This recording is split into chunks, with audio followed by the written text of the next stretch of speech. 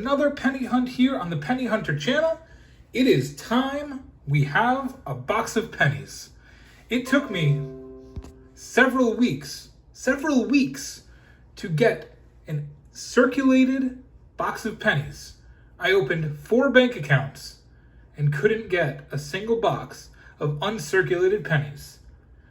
But Wells Fargo came through.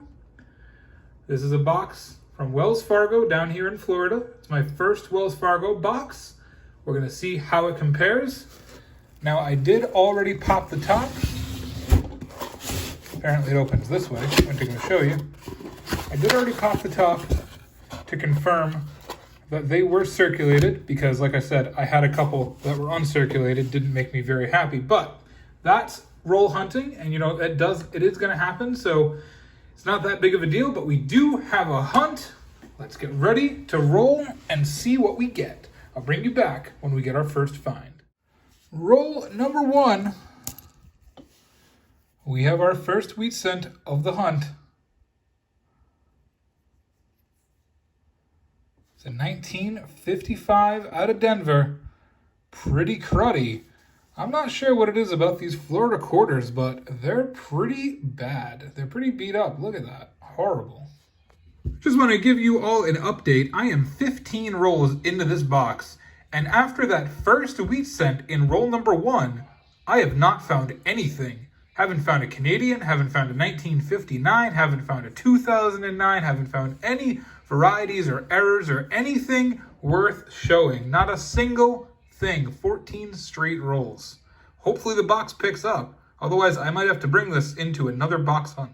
How many times has this happened? Ask and you shall receive.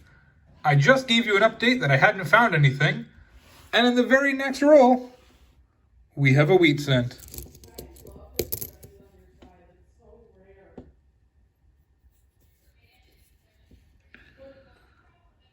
It's a 1957 out of Denver, so 2 Wheaties from the 50s in 15 rolls.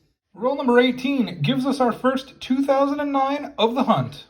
Roll number 21 brings us another 2009. That's 2 for the box. 2 Wheaties, 2 2009s. Roll number 28 brings us our third 2009. Roll number 30 brings us our first Canadian of the box. It's a 1977. Kind of crazy. We had 2 Canadians in our last hunt in 20 rolls, and now we have 1 in 30 rolls. So that's 3 Canadians in 50 rolls. That's not a lot, but it's on the board. Roll number 30 brings us our 4th 2009 of the box. We've had very, very few finds so far in this hunt. Roll number 34 brings us another Canadian. It's our 2nd of the box in 34 rolls. Roll number 37 gives us a wheat cent. It's another 1957D. So we have our 3rd wheat cent of the box, and all 3 of them have been from the late 50s. The very next roll, roll number 38, gives us another wheat cent. It's our first, It's our first time with back-to-back wheat cents in a roll. And it's another late 50s, 1958D, so that's 4 in 38 rolls. All right, guys, last 10 rolls, and it's just not looking good. 4 Wheaties, which is only 10% of all the rolls I've opened, 2 Canadians, 4 2009s, which is pretty decent in 40 rolls, but 4.7 coppers per roll, which comes out to 9% of all of the pennies I've opened, which is by far the lowest I've ever opened in a single box of pennies. So I hope this is just a Wells Fargo thing and not I live in the South now thing, because wow, this gonna be a little frustrating if so. Hopefully we get some more Wheaties. I'll bring you in our first find. Roll number 41 brings us our 5th 2009 of the box. What's notable is that's actually above average, and this is only in 41 rolls, so at least this box has something going for it. Well, here it is. Our first Florida box didn't give us much to work with at all.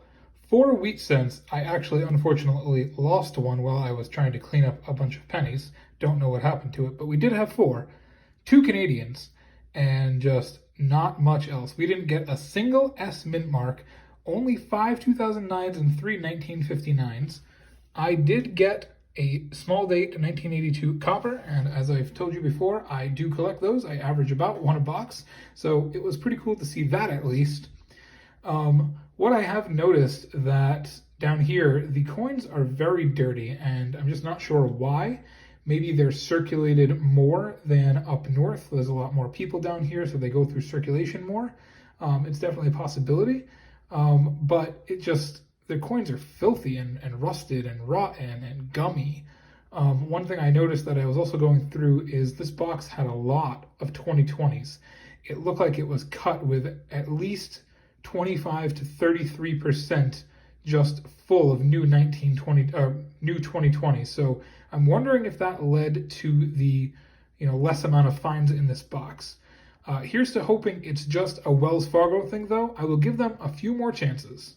That being said, thank you so much for watching. I appreciate all the support.